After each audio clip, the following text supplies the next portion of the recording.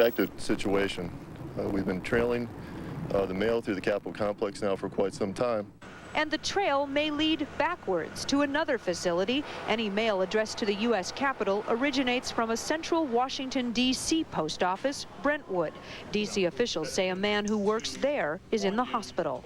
This is the first person that has been reported to us whose clinical picture also makes us concerned. And I think that's what a lot of you have heard, is that this person's clinical picture makes us suspicious. The news of more contamination on Capitol Hill fraying the nerves of already jittery staffers, still receiving their own test results. So far, the number of people exposed remains at 28. Congress determined to get back to work. Environmental surveys will continue just as a precaution. One senior Republican aide says the goal to make sure everything is clean and ready for business when House members intend to get back to work on Tuesday. Kate Snow, CNN, Capitol Hill. Meanwhile, a letter found in the mailroom of the New York Post has tested positive for anthrax. The FBI says the letter has the same Trenton, New Jersey postmark as the tainted letters that were sent to Senator Tom Daschle and NBC News anchor Tom Brokaw. The FBI has seized some mail collection boxes in an effort to find out where the letter came from.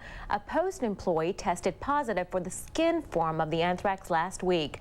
In West Trenton, New Jersey, authorities are continuing their anthrax investigation this weekend. They're questioning residents on the route of a mail carrier who has the skin form of the disease. And the Manhattan office of New York Governor George Pataki could reopen tomorrow. Officials say environmental tests for anthrax turned up negative. The tests were ordered after one preliminary check for the bacterium turned up positive last week. Officials are still awaiting results from a more thorough culture test.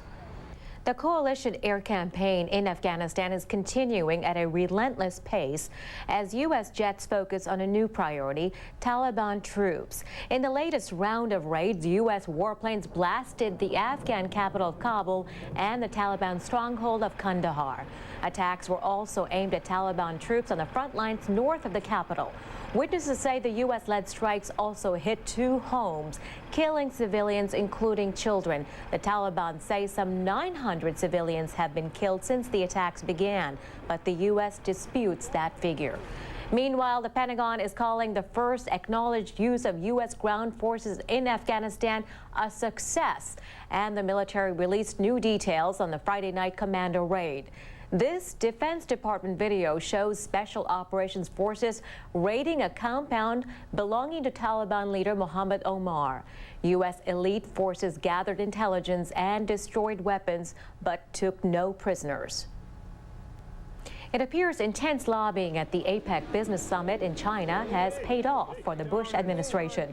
As the forum wrapped up earlier today in Shanghai, members of the Economic Forum agreed to crack down on terrorist movements and money sources. A document issued at the summit also calls on the UN to take a leadership role in anti-terrorism measures. Meanwhile, officials say President Bush is likely to tell Russia today the United States intends to withdraw from the 1972 anti-ballistic missile treaty. The U.S. sees the treaty as a potential obstacle to its proposed missile defense system. President Bush may have been speaking literally when he said he wanted Osama bin Laden dead or alive. Last month, Mr. Bush signed an intelligence finding directing new operations against bin Laden. The order includes the authority to kill him and his followers. U.S. policy forbids peacetime assassinations, but killing enemies are allowed during time of war.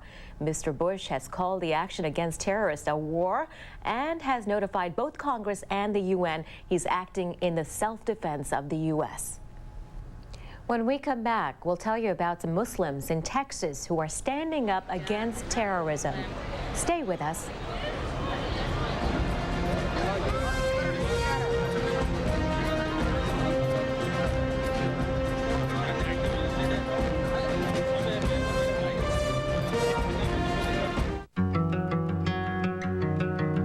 Years ago.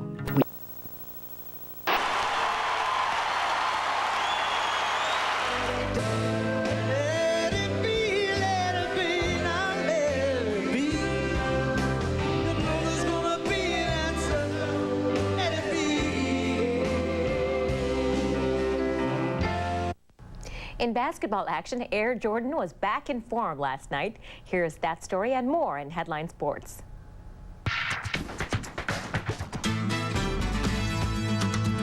I'm Michael Lanos for CNN Headline Sports. The Seattle Mariners are one step closer to returning to Safeco Field for Game 6, just like Lou Piniella predicted. They finally broke out offensively. Brett Boone drove in 5 runs. The Mariners score 7 in the 6th. They go on to beat the Yankees 14-3.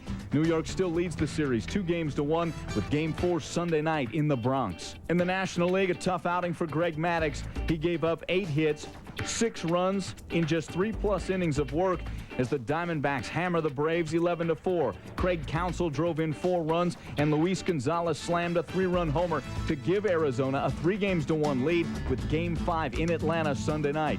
To the gridiron, they call him Captain Comeback, but Oregon QB Joey Harrington could not pull one out Saturday against Stanford. Harrington threw for 270 yards and 3 touchdowns, but could not get his team in the end zone late. Stanford in the upset, 49-42. Joe Paterno finally gets win number 323. Freshman QB Zach Mills threw a 4-yard touchdown to Eric McCoo with 22 seconds left as Penn State knocked off Northwestern 38-35. The victory ties Joe Pa with Bear Bryant for Division 1A coaching wins. Air Jordan was flying high at the MCI Center Saturday night. Michael scored 41 points in 33 minutes and even slammed again.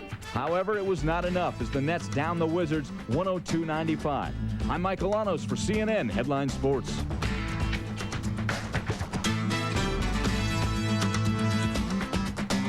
Just ahead on Headline News, the latest developments in the war against terrorism. Plus, investigators step up their search for anthrax in the Capitol.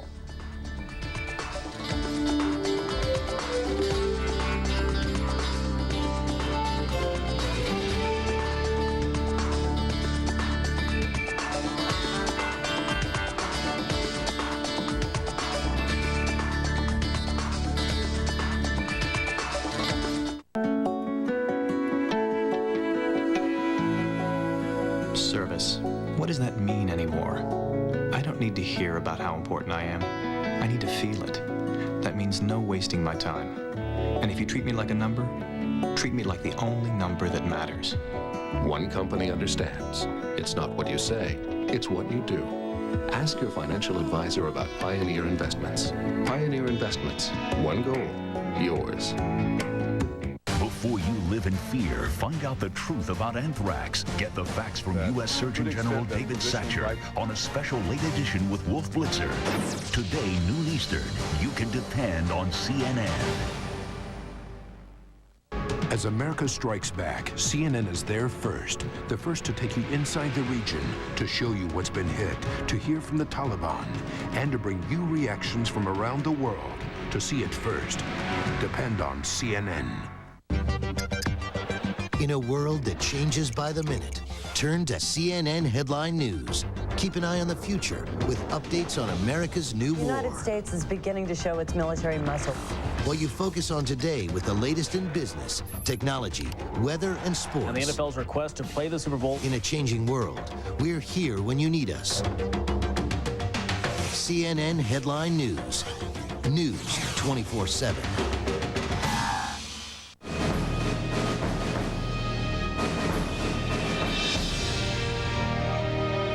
CNN Headline News continues at the quarter hour. I'm Patty Tripathi. Here are the latest developments as America strikes back at terrorism. Intense lobbying by President Bush paid off at the Asia-Pacific Economic Cooperation Summit in Shanghai. The meeting of Pacific Rim leaders condemned the terrorist attacks in the U.S. as murderous deeds. While the statement demanded international cooperation in the fight against terrorism, it did not endorse the U.S. military campaign in Afghanistan. Environmental crews are sweeping the House of Representatives for anthrax. The sweep of the House chambers began late last night after investigators found the bacteria in the Foreign Office building mailroom. Anthrax has now been found in 4 sites around Capitol Hill. Airstrikes resumed in Afghanistan Saturday night, one night after U.S. Special Operations Forces conducted commando raids. U.S. officials say one of the targets was in Kandahar, while Special Ops troops parachuted in and spent several hours in the city. An anthrax scare in South America appears to be a false alarm. Brazilian authorities say a letter sent to the New York Times office in Rio de Janeiro tested negative for anthrax. Preliminary tests had indicated traces of the bacterium, but authorities now say 2 more advanced tests revealed no anthrax contamination. The suspicious letter, postmarked in New York City October 5th, arrived in Brazil October 16th. Meanwhile, the federal government is investigating a mysterious crop dusting incident in Mississippi. A low-flying plane sprayed 2 boats with an unknown substance on Friday. The incident happened near Rosedale. Officials suspect the crop duster was trying to scare the people on board the boats by spraying them with a saltwater-like liquid. The identity of the plane remains unclear. Since September 11th, there have been some signs of a possible warming of relations between Tehran and Washington. This as the U.S. seeks to broaden its coalition against terrorism. But as the governments test the diplomatic waters, the toughest challenge will be delivering the message to the people of Iran. Let's go behind the headlines.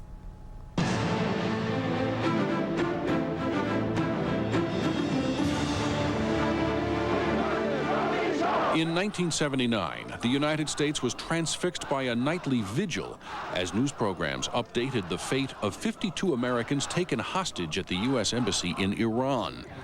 For many, it was the first time anti-American hatred in the Middle East hit home.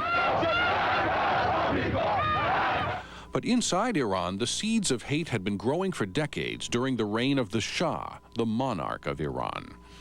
Put yourself in the mind of the Iranian students who stormed the embassy and took these Americans hostage. This is how you might have seen things.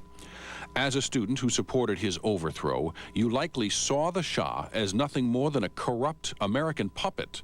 The Shah's reign was too Western for devout Muslims. As a militant student, your anger at the Shah might have been heightened by stories about soldiers shooting down demonstrators demanding the return of the spiritual leader, the Ayatollah Khomeini. When the Shah was forced out, you celebrated the return of the Ayatollah. You and your friends were energized at the idea of turning Iran into the first Islamic state. As much of the world shunned Iran under the Ayatollah, the isolation spawned even more religious resolve. It also emboldened many throughout the Muslim world that an Islamic state could take and hold on to the reins of power and keep Western culture out. If you are a 20-year-old student in Iran today, you've lived your entire life in an Islamic state. You have grown up being told almost daily that the U.S. is the great Satan. And now you see a more modernized government of President Khatami, a government that seeks better relations with the West. And you also hear mixed signals about the attacks on Afghanistan. On the one hand, Iran, a country largely made up of Shiite Muslims, has long hated the Taliban's radical interpretation of Islamic faith. On the other hand, you hear the government condemn American attacks on a fellow Muslim country. With 2 million Afghans already taking refuge inside its borders, Iran fears a new wave of people fleeing the latest attacks. So if you are studying at Tehran University today, you see your country at a possible turning point, still suspicious of Washington's intentions, but tentatively extending an olive branch to the country you have always been told is the enemy of the Islamic Republic.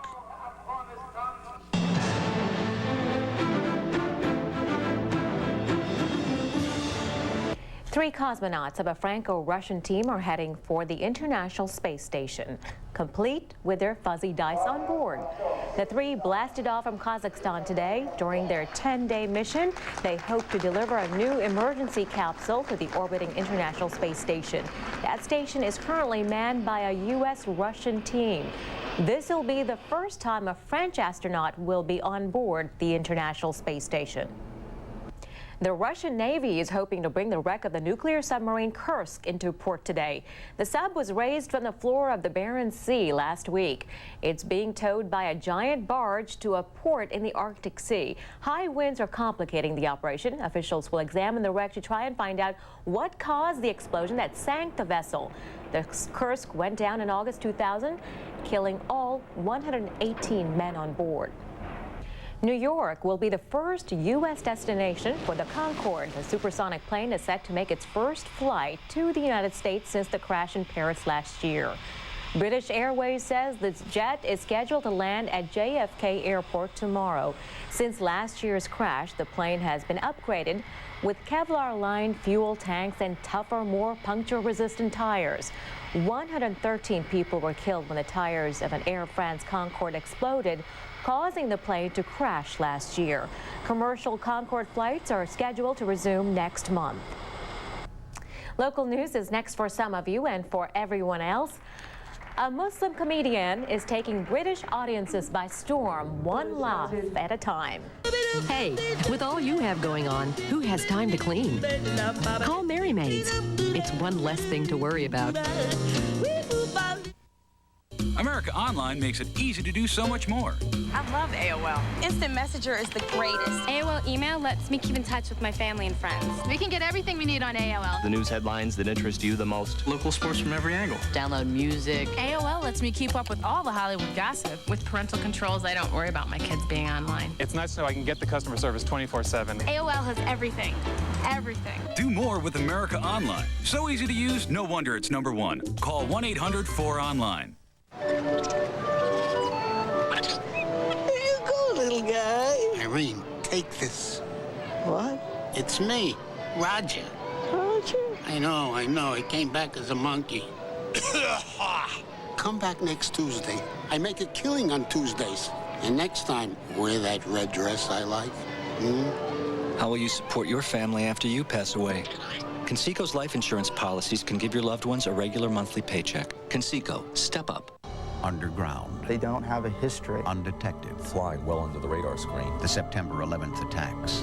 What did the intelligence community know? There wasn't the acceptance of the real and present danger. CNN takes an in-depth look at the key players, the missed signals, and the worldwide manhunt for terrorists. There is a significant threat of additional terror. An all-new CNN presents Investigating Terror. Tonight, 7 Eastern on CNN. Every year, people who care about the world's children trick-or-treat for UNICEF. This is how we do it. Hi, I'm NBA basketball player, Vlade Divac. The money we collect buys medicine, clean water, nutrition, and education. It saves kids' lives. This October, wherever you go, wherever you are, take the box. Call 1-800-252-KIDS or visit www.unicefusa.org.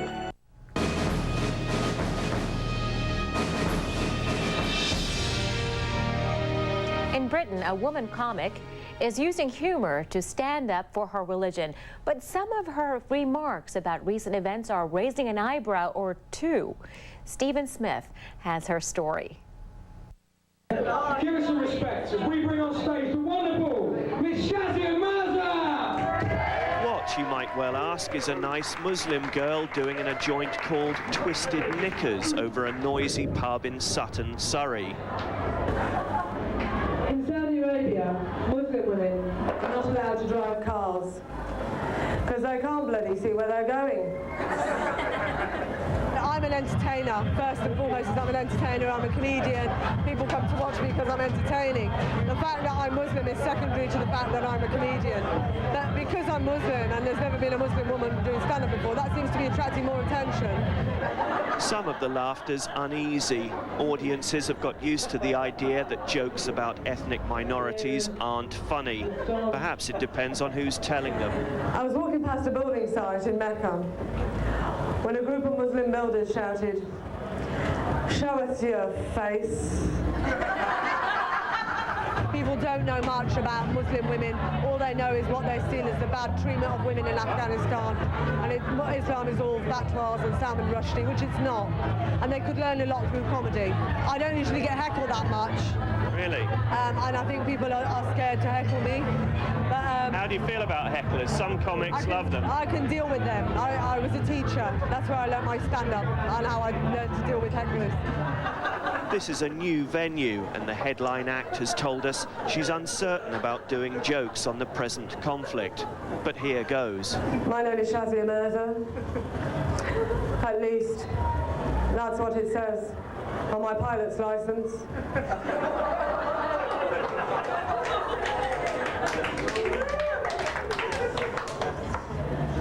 I'm Britain's only Muslim comedian. I'm doing really well. Last week, I blew the roof off. Well, I thought a couple of the Afghanistan jokes were maybe a bit, but other than that, I thought she was very funny. It's about whether you've got permission to laugh, and you sort of look around and think, if everybody else is comfortable about that, then I am. So, it's quite a tight call. Well, she's very, very good, but I think she's a bit cutting with the jokes. How do you mean? I don't think it's a couple of months' time. I think that they might have gone down a little bit better. Well, you call them bad taste or not? I just think it's just kind of. I think it's the dark humour that if you don't have that kind of humour about it, then you're taking it. You know, you're giving into it. It's not for everyone, the comedy of terrors, as you might call it. But Shazia Mirza supports the proposition that what's going on at the moment is far too important not to be joked about. Time for a short break. When we come back, a complete rundown of today's top stories. But first, here's another look at the French and Russian crew that's heading for the International Space Station, complete with their fuzzy doll and dice.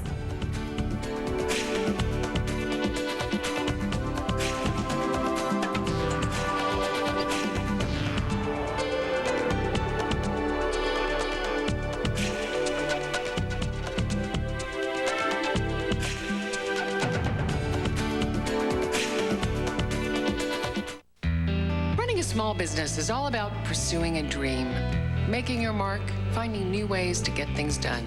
Sprint understands, and they have some new ways to help your business succeed, like data services backed by guarantees. They call it the Sprint Small Business Promise.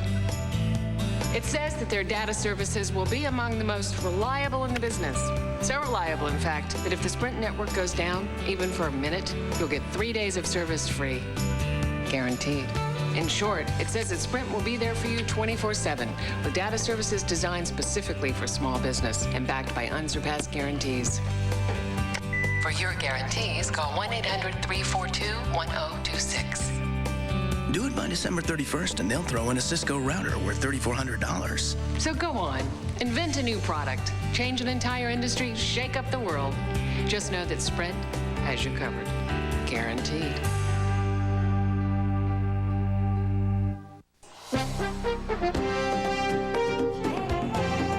CNN Headline News. News 24/7.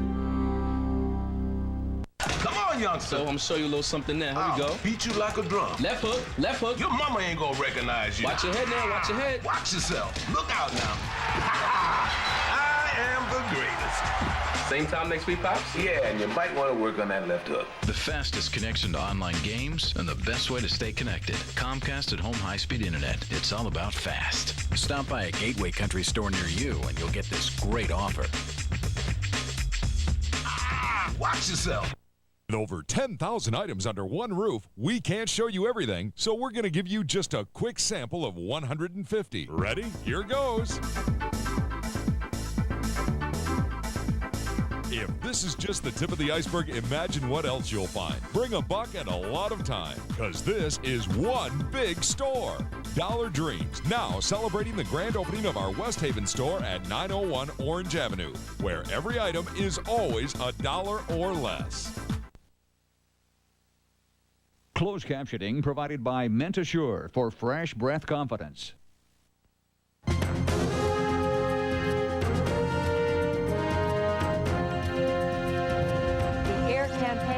Afghanistan enters its third week with no let-up in bombing.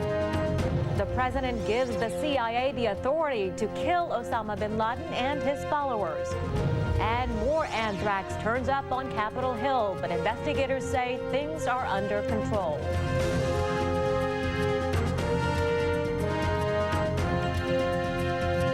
CNN Headline News. Good morning. I'm Patty Tripathi. Our top story. The coalition air campaign in Afghanistan is continuing at a relentless pace. In the latest round of raids, U.S. warplanes blasted the Afghan capital of Kabul and the Taliban stronghold of Kandahar. Attacks were also aimed at Taliban troops on the front lines north of the capital. Witnesses say the U.S.-led strikes also hit 2 homes, killing civilians, including children. The Taliban say some 900 civilians have been killed since the attacks began, but the U.S. disputes that figure. Meanwhile, the Pentagon is calling the first acknowledged use of U.S. ground forces in Afghanistan a success, and the military released new details on the Friday night commando raid. This Defense Department video shows Special Operations Forces raiding a compound belonging to Taliban leader Mohammed Omar. U.S. elite forces gathered intelligence and destroyed weapons but took no prisoners. The Pentagon says one of the purposes of the raid was to show the Taliban that U.S. could conduct operations at the time and place of its choosing. Meanwhile, Northern Alliance leaders say their troops lost some ground in their fight to take one Taliban-held city. Overall, there has been little movement along their front line since the airstrike started. The Northern Alliance says the U.S. military is working with some of their forces near the strategic city of Mazar-e-Sharif. But Satinder Binda reports not all Northern Alliance units have even seen U.S. military personnel. The Kukcha River in northeastern Afghanistan keeps 2 enemies apart. The sides locked in a bitter